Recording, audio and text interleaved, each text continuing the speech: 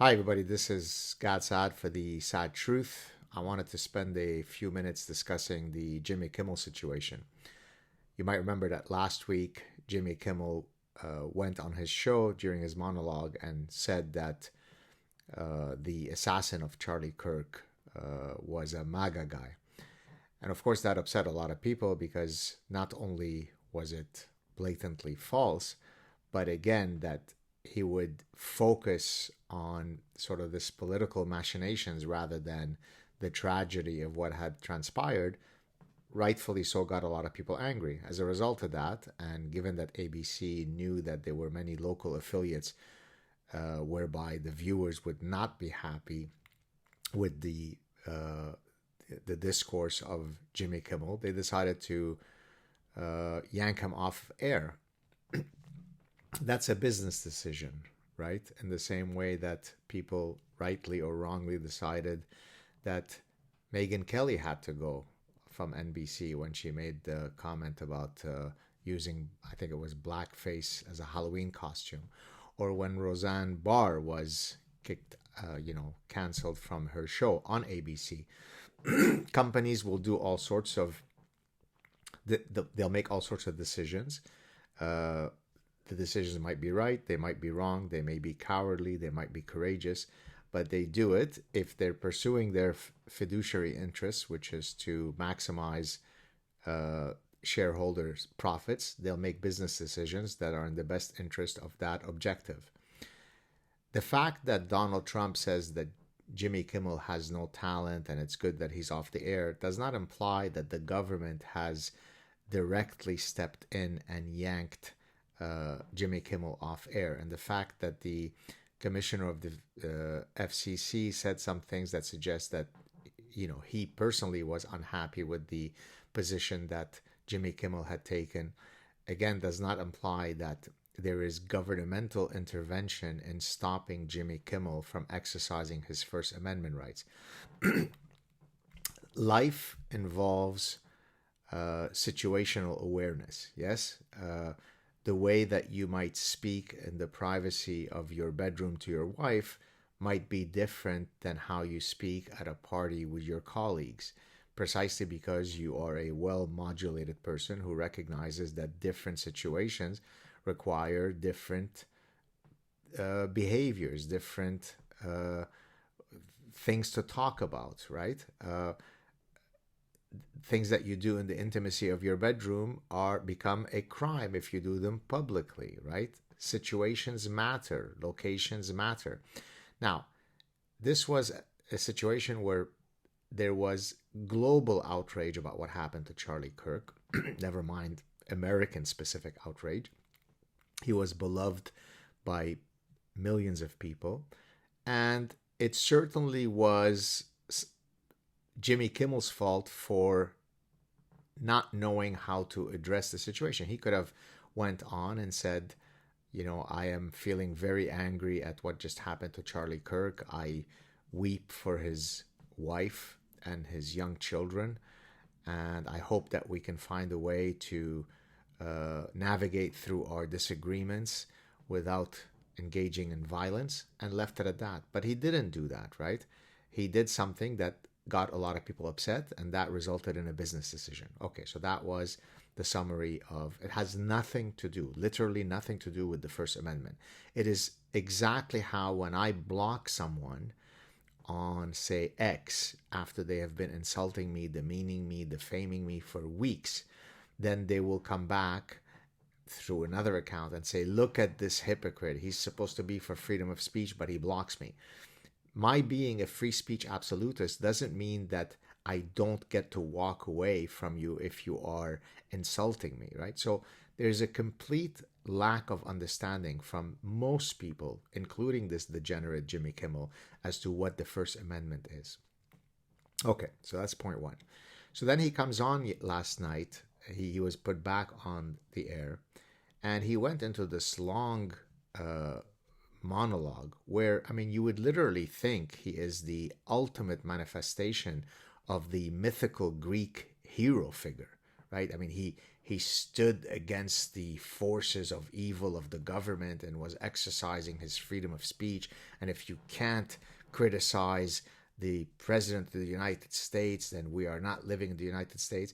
You said a really shitty thing that was obnoxious, that was insulting, and then people were going to react to it, and that's it. Now, the president of the United States, again, has a right to say, you're a no talent hack that should be off air. That doesn't mean that he used the instruments of government to shut you down. You've been spewing your hate against Donald Trump for years. He never stopped you before, right? It's you who engaged in an action that was viewed as a manifestation of your execrable character, and people reacted accordingly, including the company. Okay? He's no hero, Jimmy Kimmel. He doesn't have to take on the victimhood of being, a combination of Martin Luther King and Nelson Mandela, having stepped against the power that be and fought against it because he's fighting for First Amendment. He's the first guy to have celebrated the canceling of endless people, including the shutting down of Donald Trump's account, if memory serves me right. So he's a complete hypocrite. He's a complete degenerate. He's full of it. He's a grotesque human being. But let me mention something else. I'm old enough to have watched Johnny Carson. I came to to Canada in the mid-70s. I was 11 years old, and I started watching, I would watch Johnny Carson with all of the, his guests, the real movie stars of a long gone era now. And you never knew what Johnny Carson's political orientation was.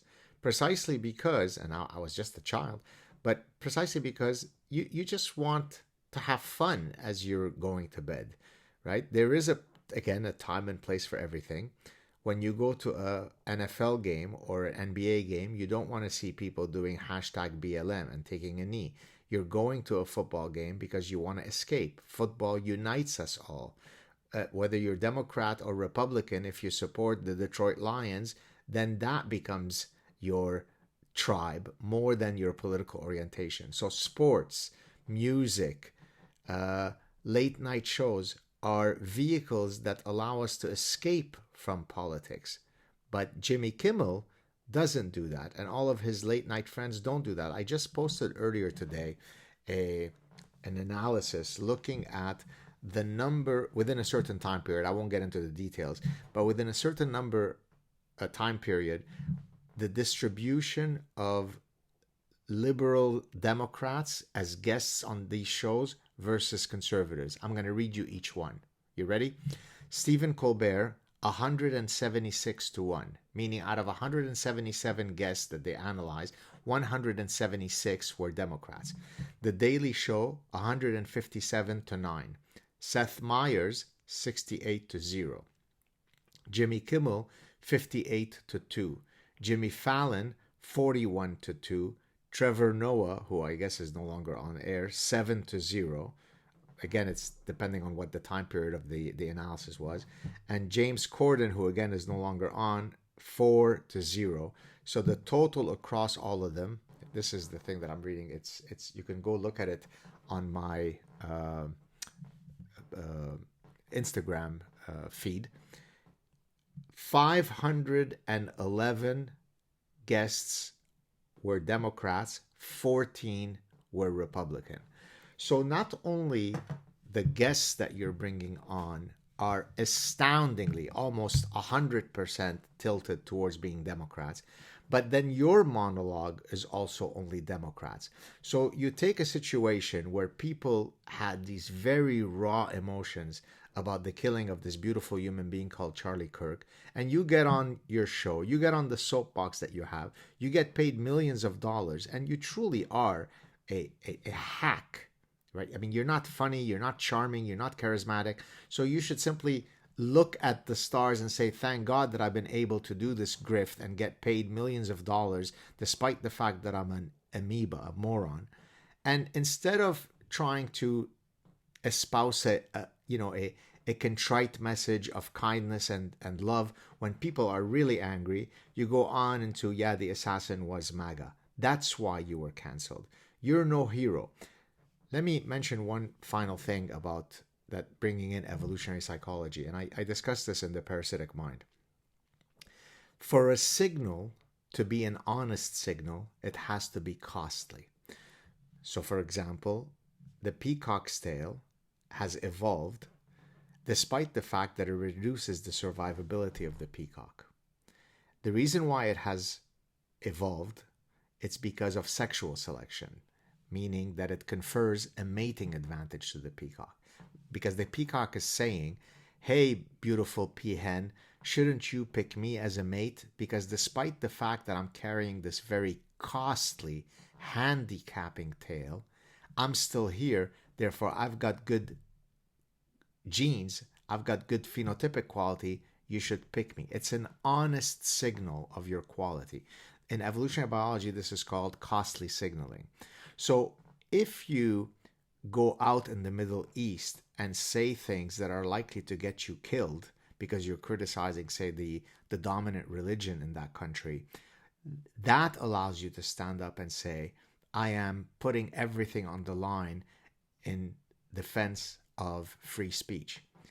When Jimmy Kimmel tries to do that in an ecosystem that's 99.9% dominated by Democrats, where he's allowed to spew his bullshit every day, all day long, that doesn't make him a hero. So, to conclude, Jimmy Kimmel is a pig. He's an execrable cretin. He's a coward.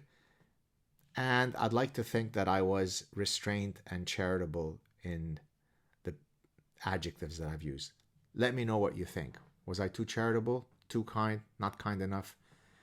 Don't forget to subscribe to the channel. It's free. It really helps. Cheers, everybody.